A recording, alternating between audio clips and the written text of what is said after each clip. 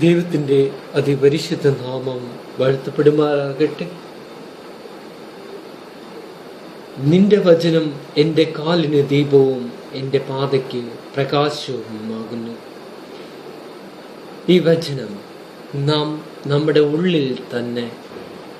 ഉള്ളിൽ നാം തന്നെ സ്വയം പറയേണ്ട ഒരു വചനമാണിത്. നിന്റെ വചനം എൻ്റെ കാലിന് ദീപവും എൻ്റെ പാതയ്ക്ക് പ്രകാശവുമാകുന്നു. ദൈവത്തിൻ്റെ വചനത്താലാണ് നാം മുമ്പോട്ട് ജീവിക്കുന്നത് എന്ന ബോധ്യം നമുക്കുണ്ടാകുമെങ്കിൽ തീർച്ചയായും ദൈവത്തിൻ്റെ ഒരു അനുഗ്രഹം നമ്മുടെ മേൽ എന്നേക്കും ഉണ്ടായിരിക്കുമെന്ന കാര്യം നാം മറന്നു പോകരുത്. ഈ ഒരു ദിവസക്കാലം ദൈവം നമുക്ക് നൽകിയ എല്ലാ അനുഗ്രഹങ്ങൾക്കും നമുക്ക് നന്ദി പറയാം. ഓരോ നിമിഷവും നമ്മെ പരിപാലിക്കുന്നു, നമ്മെ വഴി നടത്തുന്നു. ആ ദൈവത്തിന് നന്ദി പറയാം. ദൈവം നമ്മെ എത്രമാത്രം പരിപാലിക്കുന്നു, എത്രമാത്രം നമ്മെ വഴി നടത്തുന്നു എന്ന് നമുക്ക് അറിയാം. ഓരോ ദിവസവും നമ്മുടെ ജീവിതത്തിൻ്റെ എത്ര പ്രതികൂല ഘട്ടങ്ങളിലൂടെ കടന്നു പോകുമ്പോഴും അവിടെയെല്ലാം സ്വർഗത്തിലെ ആ അപ്പച്ചൻ നമ്മോട് കൂടെ ഉണ്ടാവും. അതുകൊണ്ട് തന്നെയാണ് വചനം നമ്മോട് എത്ര കാര്യങ്ങളാണ് പറയും. മനുഷ്യ, നല്ലതെന്ന് അവിടുന്ന് നിനക്ക് കാണിച്ചു തന്നിട്ട് നീതി പ്രവർത്തിക്കുക, കരുണ കാണിക്കുക, നിന്റെ ദൈവത്തിൻ്റെ സന്നിധിയിൽ വിനീതനായി ചിരിക്കുക. ഇതല്ലാതെ മറ്റെന്ത് കർത്താവ് നിന്നിൽ നിന്ന് ആവശ്യപ്പെടുന്നത്? അങ്ങനെ വേറൊന്നുമല്ല ദൈവം നിന്നിൽ നിന്ന് ആവശ്യപ്പെടുന്നത്. മിക്കായുടെ വചനത്തിൽ 6:8 പറയുന്നതാണ്, മനുഷ്യ, നല്ലതെന്തെന്ന് അവിടുന്ന് നിനക്ക് കാണിച്ചു തന്നിട്ടുണ്ട്. നല്ലതെന്തെന്ന് ദൈവം നിനക്ക് കാണിച്ചു തന്നിട്ടുണ്ട്. നീ പ്രവർത്തിക്കുക, കരുണ കാണിക്കുക. ആദിയിലെ ദൈവം ആകാശവും ഭൂമിയും സൃഷ്ടിച്ചു. അവസാനം മനുഷ്യനെ സൃഷ്ടിച്ചു. ഈ മനുഷ്യനോട് ദൈവം ഒരു കാര്യം മാത്രമേ പറഞ്ഞിട്ടുള്ളൂ. ആ തോട്ടത്തിന്റെ നടുവിൽ നിൽക്കുന്ന ആ വൃക്ഷത്തിലെ ഫലം നീ തിന്നരുത്. അവനോട് മറ്റൊന്നും ദൈവം പറഞ്ഞില്ല. ആ തോട്ടം മുഴുവൻ അവന് കൊടുത്തു. പക്ഷേ അതിൻ്റെ നടുവിൽ നിൽക്കുന്ന ഒരൊറ്റ വൃക്ഷത്തിൻ്റെ ഫലം മാത്രമേ കഴിക്കരുത് എന്ന് മാത്രമേ ദൈവം പറഞ്ഞുള്ളൂ. പക്ഷെ എന്താണ് മനുഷ്യൻ അവിടെ ചെയ്തത്? പിശാചിന്റെ പ്രലോഭനത്തിൽ അകപ്പെട്ട മനുഷ്യന് ആ ഒരു കാലഘട്ടത്തിൽ കൂടെ കടന്നു പോകുമ്പോഴാണ് നാമും പിശാചുക്കള് എങ്ങനെ നമ്മളെ തള്ളി താഴെയിട്ട് എങ്ങനെ നശിപ്പിക്കണമെന്ന് ചിന്തിച്ചു കൊണ്ടിരിക്കുന്ന ഈ കാലഘട്ടത്തിൽ അവിടുന്ന് ദൈവം പറയുന്ന വചനത്തിലൂടെ നമുക്ക് ജീവിക്കാം. ആ വചനത്തിലൂടെ നമുക്ക് മുമ്പോട്ട് പോകാം. അങ്ങനെ മുമ്പോട്ട് പോകുമ്പോൾ തീർച്ചയായും ദൈവം നമ്മെ അനുഗ്രഹിക്കും. കരുണ കാണിക്കുക, നിന്റെ ദൈവത്തിൻ്റെ സന്നിധിയിൽ വിനീതനായി ചിരിക്കുക. കരുണ കാണിച്ച് ദൈവത്തിൻ്റെ സന്നിധിയിൽ വിനീതനായി ചിരിക്കുക. വിനീതനായി, നിഷ്കളങ്കനായി നീ സന്തോഷിക്കുക. ദൈവത്തിനോടൊപ്പം ഇരിക്കുന്ന ആ അവസ്ഥകളിൽ പിതാവായ ദൈവം നിങ്ങളെ അനുഗ്രഹിക്കും. യഹോവ നല്ലവനല്ലോ, അവൻ്റെ ദയ എന്നേക്കുമുള്ളത്. അവൻ്റെ വിശ്വസ്തത തലമുറകളോളം ഇരിക്കുന്നു. അവൻ്റെ വിശ്വസ്തത തലമുറകളോളം. നീ നന്നായി ജീവിക്കുവാനും നീ ദൈവത്തെ അനുസരിച്ച് ജീവിച്ചാലും നിന്റെ തലമുറകൾ അനുഗ്രഹിക്കപ്പെടും എന്ന കാര്യം നാം ഓർത്തിരിക്കണം. ഇന്നുള്ളതും നാളെ തീയിൽ എറിയപ്പെടുന്നതുമായ വയലിനെ പുല്ലിനെ ദൈവം ഇത്രമാത്രം അണിയിക്കുന്നെങ്കിൽ അല്പവിശ്വാസികളെ നിങ്ങളെ എത്രയധികം അണിയിക്കുകയില്ല. ലൂക്കോസിന്റെ സുവിശേഷം 12:28 പറയുന്നത് ഇങ്ങനെയാണ്. ദൈവത്തിൻ്റെ മുമ്പിൽ നാം എത്രമാത്രം നമ്മെ അണിയിച്ചൊരുക്കുന്നു എന്ന കാര്യം നാം മറന്നു പോകരുത്. ദൈവം നമ്മെ ഒരുപാട് നമ്മെ വഴി നടത്തുന്നു, അനുഗ്രഹിക്കുന്നു. നാം എത്ര പ്രയാസങ്ങളും ബുദ്ധിമുട്ടുകളും വേദനകളും വന്നു പോയാലും അവിടെയെല്ലാം നിന്റെ ദൈവം നിന്നെ അനുഗ്രഹിക്കും. നീ എനിക്ക് വിലപ്പെട്ടതും ബഹുമാന്യനും പ്രിയങ്കരനുമായതുകൊണ്ട് നിനക്ക് പകരമായി മനുഷ്യയെയും നിന്റെ ജീവന് പകരമായി ജനതകളെയും ഞാൻ നൽകുന്നു. യെശയ്യായുടെ പുസ്തകം 43:4 പറയുന്നത് ഇങ്ങനെയാണ്. ആ അനുഗ്രഹം ദൈവത്തിൻ്റെ അനുഗ്രഹമാണ്. ദൈവം നമ്മെ വഴി നടത്തുന്ന, അല്ലെങ്കിൽ ദൈവം നമ്മുടെ കൂടെ ഉണ്ടെന്നുള്ള ആ ഒരു വചനത്തിലൂടെ തന്നെ നമുക്ക് മനസ്സിലാവും. കർത്താവ് അരുളി ചെയ്യുന്നു, നിങ്ങളെക്കുറിച്ചുള്ള പദ്ധതി എൻ്റെ മനസ്സിലുണ്ട്, നിങ്ങളുടെ നാശത്തിനല്ല ക്ഷേമത്തിനുള്ള പദ്ധതിയാണത്, നിങ്ങൾക്ക് ശുഭമായ ഭാവിയും പ്രത്യാശയും നൽകുന്ന പദ്ധതിയാണ്. ജെറമ്യായുടെ പുസ്തകം 29 അധ്യായം 11 വാക്യം പറയുന്നത് അങ്ങനെയാണ്. കർത്താവ് അരുളി ചെയ്യുന്നു, പിതാവായ ദൈവം അരുളി ചെയ്യുന്നു, നിങ്ങളെക്കുറിച്ചുള്ള പദ്ധതി എൻ്റെ മനസ്സിലുണ്ട്, നിങ്ങളുടെ നാശത്തിനുള്ളത് നിങ്ങളുടെ ക്ഷേമത്തിനുള്ള പദ്ധതിയാണ്, നിങ്ങൾക്ക് ശുഭമായ ഭാവിയും പ്രത്യാശയും നൽകുന്ന പദ്ധതിയാണ്. അങ്ങനെ ഒരു പദ്ധതി ദൈവം ആ വചനത്തിലൂടെ നമുക്ക് തരുന്നു. മനുഷ്യനിൽ ആശ്രയിക്കുന്നതിനേക്കാൾ യഹോവയിൽ ആശ്രയിക്കുന്നതാണ് നല്ലത്. മനുഷ്യനിൽ ആശ്രയിക്കുന്നതിന് നാം മനുഷ്യരിൽ ആശ്രയിക്കാതെ ഈ ലോക ജീവിതത്തിൽ ഭൗതികങ്ങളെല്ലാം പിടിഞ്ഞ് ആത്മീയമായ ജീവിതത്തിലേക്ക് നാം കൂടുതൽ കടക്കേണ്ടതായ ആവശ്യമുള്ള കാലഘട്ടമാണിത്. ഈ കാലഘട്ടത്തിലൂടെ നാം കടക്കുമ്പോൾ, പ്രത്യേകിച്ച് ദൈവത്തിൽ കൂടുതൽ പ്രത്യാശ വെച്ചുകൊണ്ട് ജീവിക്കുമ്പോഴാണ് നമുക്ക് കൂടുതലായി ദൈവത്തിലേക്ക് അടുക്കുവാൻ ദൈവത്തിൻ്റെ സ്നേഹം എന്താണെന്ന് മനസ്സിലാക്കുവാനും കഴിയുന്നത്. ഞാൻ എൻ്റെ കണ്ണ് പർവ്വതത്തിലേക്ക് ഉയർത്തുന്നു, എനിക്ക് സഹായം എവിടെ നിന്ന് വരും? എൻ്റെ സഹായം ആകാശവും ഭൂമിയെയും സൃഷ്ടിച്ച എൻ്റെ യഹോവയിൽ നിന്ന് വരുന്നു എന്ന വിശ്വാസം, അങ്ങനെയുള്ള ഒരു പ്രത്യാശ നമുക്കുണ്ടാവണം. ഞാൻ എൻ്റെ കണ്ണ് പർവ്വതങ്ങളിലേക്ക് ഉയർത്തുന്നു, എനിക്ക് സഹായം എവിടെ നിന്ന് വരും?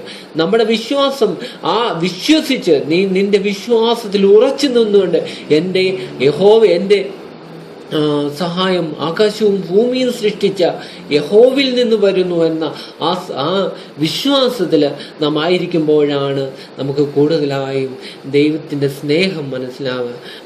നാം തെറ്റുകളും കുറ്റങ്ങളും നമുക്കുണ്ടാവാം. എത്ര തെറ്റുകളും കുറ്റങ്ങളും വന്നു പോയാൽ അതെല്ലാം ക്ഷമിക്കുന്ന, അനുതാപം ആവശ്യമില്ലാത്ത 99 നീതിമാന്മാരെ കുറിച്ച് എന്നതിനേക്കാൾ അനുതപിക്കുന്ന ഒരു പാപിയെക്കുറിച്ച് സ്വർഗത്തിൽ കൂടുതൽ സന്തോഷം ഉണ്ടാകും എന്ന് ഞാൻ നിങ്ങളോട് പറയുന്നു. അപ്പം കൂടുതൽ പാപികളെയാണ് ദൈവം കൂടുതൽ സ്നേഹിച്ചത്. നാം പാപം എന്നുകൊണ്ട് നാം കൂടുതൽ പാപം ചെയ്യണമെന്നല്ല പറയുന്നത്. ഇതുവരെ ചെയ്തു പോയിട്ടുണ്ടെങ്കിൽ ഇനിയും ആ പാപം ചെയ്ത പാപങ്ങളെല്ലാം അനുതപിച്ച് ദൈവത്തിൻ്റെ ഒരു വലിയ അനുഗ്രഹത്തിനായിട്ട്, ദൈവത്തിൻ്റെ ഒരു കരുതലിനായിട്ട് അതെല്ലാം അനുതാപത്തെ, നമ്മുടെ തെറ്റുകളും കുറ്റങ്ങളും എല്ലാം നമുക്ക് ദൈവത്തോട് പറഞ്ഞ് ദൈവത്തിൻ്റെ ആ വലിയ അനുഗ്രഹം, ആ സ്നേഹം നമുക്ക് രുചിച്ചറിയാം. നമുക്കതിലേക്ക് കൂടുതലായി ആ ഒരു സ്നേഹത്തിനായി നാം ദൈവത്തിൻ്റെ വചനങ്ങൾ അനുസരിച്ച് മുമ്പോട്ട് പോകാം. നമ്മുടെ ദൈവം നമ്മെ എത്രയെത്ര ദൈവം തന്ന ദൈവം തന്നെ സ്നേഹിക്കുന്നവർക്ക് ഒരുക്കിയിട്ടുള്ളതും കണ്ണു കണ്ടിട്ടില്ല, ചെവി കേട്ടിട്ടില്ല, ഒരു മനുഷ്യന്റെ ഹൃദയത്തിൽ തോന്നിയിട്ടുമില്ല. അപ്പൊ ദൈവം തന്നെ സ്നേഹിക്കുന്നവർക്ക് ഒരുക്കിയിട്ടുള്ളതാണിത്.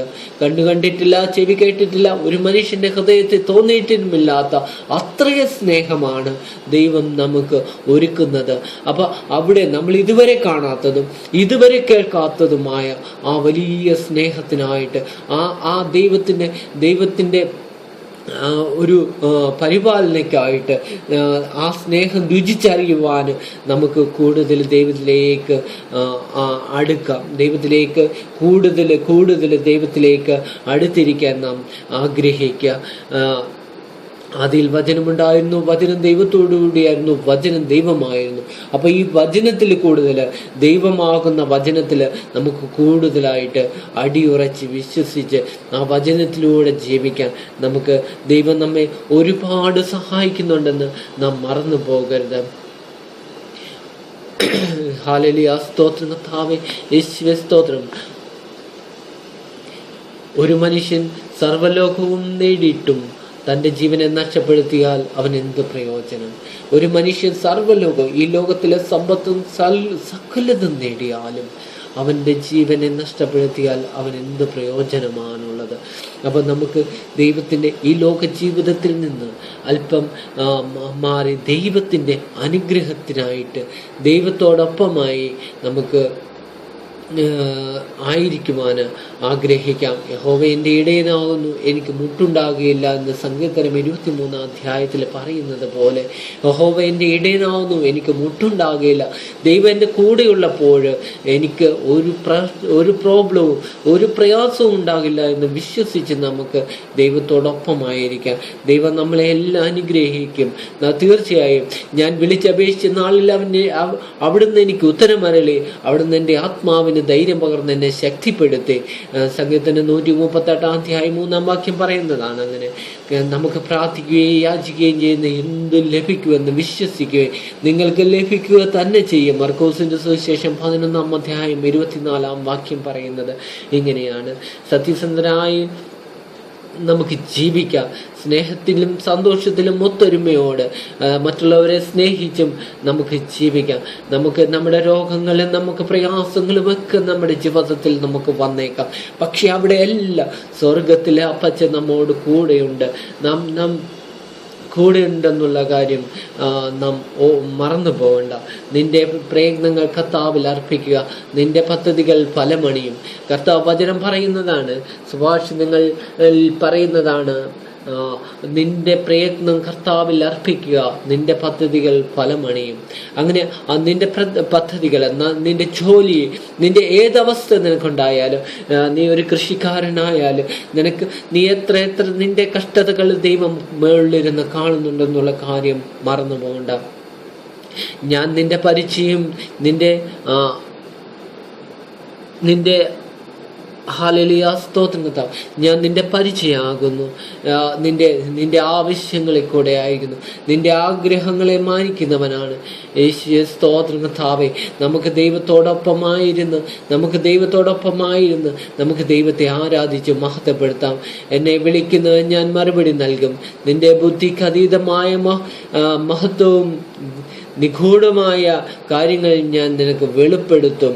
അങ്ങനെ ദൈവം നമുക്ക് വേണ്ടതെല്ലാം വെളിപ്പെടുത്തി തരും. നിന്റെ ആവശ്യങ്ങളും നിന്റെ ഏതൊരു അവസ്ഥയിലായിരുന്നാലും നിന്നെ ഒരു ശത്രുക്കൾക്കും നിന്നെ വിട്ടുകൊടുക്കത്തില്ല. കർത്താവ് നല്ലവനാണ്, അവിടുത്തെ കാരുണ്യം ശാശ്വതമാണ്, അവിടുത്തെ വിശ്വസ്തത തലമുറകളോളം നിലനിൽക്കും. അവൻ ലോകം മുഴുവൻ നേടിയാലും സ്വന്തം ആത്മാവിനെ നഷ്ടപ്പെടുത്തിയ എന്ത് പ്രയോജനമാണുള്ളത്? അതുകൊണ്ട് കർത്താവ് നല്ലവനാണ്, അവിടുത്തെ കാരുണ്യം ശാശ്വതമാണ്, അവിടുത്തെ വിശ്വസ്തത തലമുറകളോളം നിലനിൽക്കും. നമുക്ക് ദൈവത്തോട് പ്രാർത്ഥിക്കാം. ഭയപ്പെടേണ്ട, ഞാൻ നിന്നോട് കൂടെയുണ്ട്. ഭ്രമിക്കേണ്ട, ഞാൻ നിന്റെ ദൈവമാണ്. ഞാൻ നിന്നെ ശക്തിപ്പെടുത്തുകയും സഹായിക്കുകയും ചെയ്യും. നിന്റെ വിജയകരമായ വലത് കൈകൊണ്ട് ഞാൻ നിന്നെ താങ്ങി നിർത്തും. അങ്ങനെ ദൈവം നമ്മെ താങ്ങി നിർത്തും. എല്ലാം ദൈവത്തിന് വിട്ടുകൊടുക്കുക.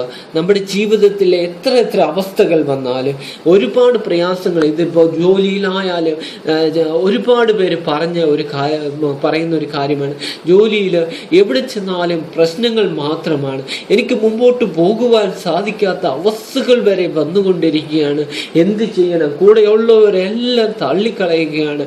കൂടെയുള്ളവർ എല്ലാം നമ്മളെ എങ്ങനെ നമ്മളെ കുഴിയിലേക്ക് ചാടിക്കാമെന്ന മാത്രമാണ് ചിന്തിക്കുന്നത്. അങ്ങനെ ഒരു അവസ്ഥയിൽ കൂടെ പലപ്പോഴും കടന്നു പോകുന്നു. പക്ഷേ നിങ്ങൾ വിശ്വസിക്കുക, നിങ്ങളുടെ ദൈവം നിങ്ങളെ തള്ളിക്കളയില്ല. ആരൊക്കെ തള്ളിക്കളഞ്ഞാലും, പെറ്റമ്മ നിങ്ങളെ തള്ളിക്കളഞ്ഞാലും നിങ്ങളെ തള്ളിക്കളയാത്ത ഒരു ദൈവം നിങ്ങളുടെ കൂടെയുണ്ട്. ആ ദൈവത്തിൽ അടിയുറച്ച് വിശ്വസിക്കുക, മുമ്പോട്ട് പോവുക. ദൈവം നിങ്ങളെ അനുഗ്രഹിക്കും. നമ്മുടെ ജീവിതത്തിന്റെ ഏതവസ്ഥയിൽ കൂടി പോയാലും ദൈവം നമ്മുടെ കൂടെ ഉണ്ടെന്നുള്ള വിശ്വാസം നമുക്കുണ്ടെങ്കിൽ നമുക്ക് പിന്നെ ഒന്നും ഭയപ്പെടേണ്ട കാര്യമില്ല. ഹല്ലേലൂയ, സ്തോത്രം കർത്താവേ. നമ്മളൊക്കെ ഒന്നിച്ചിരുന്ന് ഒരു 2-3 പേരെ എവിടെ കൂടിയാലും അവരുടെ മധ്യം ഉണ്ടെന്ന് അറിയിച്ച വിശ്വസിക്കുക. അങ്ങനെ ഒന്നിച്ച് 2 പേര് നിങ്ങൾക്ക് എവിടെയെങ്കിലും ഒരവസ്ഥ കിട്ടിയാൽ, പ്രാർത്ഥിക്കുവാൻ ഒരവസ്ഥ കിട്ടിയാൽ നിങ്ങൾ ഒന്നിച്ചിരുന്ന് പ്രാർത്ഥിക്കുക. നിങ്ങൾ പരസ്പരം നിങ്ങളുടെ പ്രയാസങ്ങൾ ആ പ്രാർത്ഥനയിലൂടെ ദൈവത്തിൻ്റെ അടുക്കലേക്ക് എത്തിക്കുക. ബാക്കിയൊന്നും നിങ്ങൾ പേടിക്കേണ്ട കാര്യമില്ല. ബാക്കിയെല്ലാം സ്വർഗത്തിലിരിക്കുന്ന അപ്പച്ചൻ നോക്കിക്കോളും. നിങ്ങൾ പ്രാർത്ഥിക്കുന്നതിന് മുമ്പ് നിങ്ങളുടെ ആവശ്യങ്ങൾ അറിയുന്ന പിതാവാണ്. എന്നാലും നമ്മുടെ ഒരു കടമയാണ്, നാം ദൈവത്തിൻ്റെ സന്നിധിയിൽ ഒറ്റയ്ക്കിരുന്ന് പ്രാർത്ഥിക്കണം. അപ്പോൾ നമ്മൾ ജീസസ് മലമുകളിൽ പോയിരുന്ന് ഒറ്റയ്ക്കിരുന്ന് പിതാവിനോട് സംസാരിക്കും. അത് അപ്പൻ്റെ ആഗ്രഹമാണ്, മക്കള് അപ്പനോട് സംസാരിക്കുന്നത്. പ്രാർത്ഥന എന്ന് പറയുന്നത് ഒരു സംസാരമാണ്, ദൈവവുമായുള്ള ഒരു സംസാരമാണ്. ആ സംസാരത്തിൽ ദൈവം നമ്മോടും പറയുന്നുണ്ട്. പക്ഷെ നമ്മളതൊന്നും കേൾക്കുന്നില്ല. എന്തുകൊണ്ട് കേൾക്കുന്നില്ല? നമുക്കതിനുള്ള ക്ഷമ പലപ്പോഴും നഷ്ടപ്പെട്ടു പോകുന്നു എന്നതാണ്. അതുകൊണ്ട് ദൈവത്തോടൊപ്പമായിരിക്കാൻ, ദൈവം പറയുന്നത് കേൾക്കുവാൻ നമ്മുടെ മനസ്സിനോട് ദൈവം സംസാരിക്കുന്നുണ്ട്. ആ സംസാരം നാം കേൾക്കുവാൻ, ക്ഷമയോട് കേൾക്കുവാൻ നമുക്കതിന് കഴിയണം. നീ പ്രാർത്ഥിക്കുമ്പോൾ നിന്റെ മുറിയിൽ കടന്ന് കടച്ച് രഹസ്യമായി നിന്റെ പിതാവിനോട് പ്രാർത്ഥിക്കുക. രഹസ്യങ്ങൾ അറിയുന്ന പിതാവ് നിനക്ക് പ്രതിഫലം നൽകുമെന്നാണ് മത്തായിയുടെ സുവിശേഷം 6:6 പറയുന്നത്. അപ്പൊ നീ ഒറ്റയ്ക്കിരുന്ന് പ്രാർത്ഥിച്ചാൽ നിന്റെ പ്രാർത്ഥന, നിന്റെ രഹസ്യ പ്രാർത്ഥന ദൈവം കേൾക്കും. ആ പ്രാർത്ഥനയുടെ പ്രതിഫലം ദൈവം തരുമെന്ന കാര്യം നീ മറന്നു പോകണ്ട. നീ ദൈവത്തിലായിരിക്കുവാന്, ദൈവത്തോടൊപ്പം ഇരിക്കുവാൻ ആഗ്രഹിക്കണം.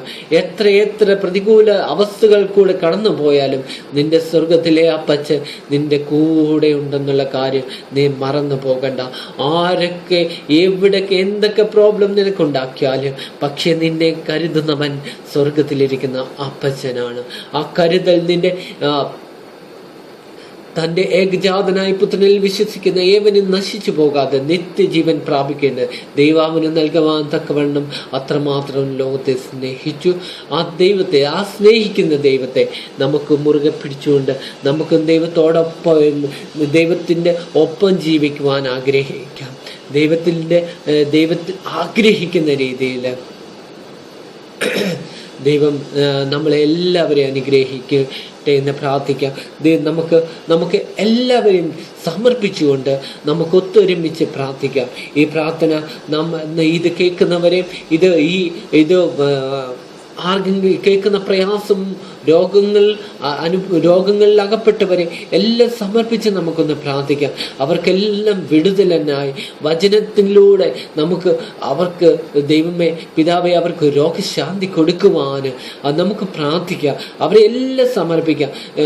ജോലിയുടെ പ്രയാസങ്ങൾ, വീടില്ലാതെ ഭാരപ്പെടുന്നവര്, അങ്ങനെ ഏതവസ്ഥയിൽ കൂടി കടന്നാലും, ഏത് പ്രതികൂല അവസ്ഥയിൽ കൂടെ കടക്കുന്നവരുണ്ടെങ്കിലും അവരെല്ലാം സമർപ്പിച്ച് നമുക്കൊന്ന് പ്രാർത്ഥിക്കാം.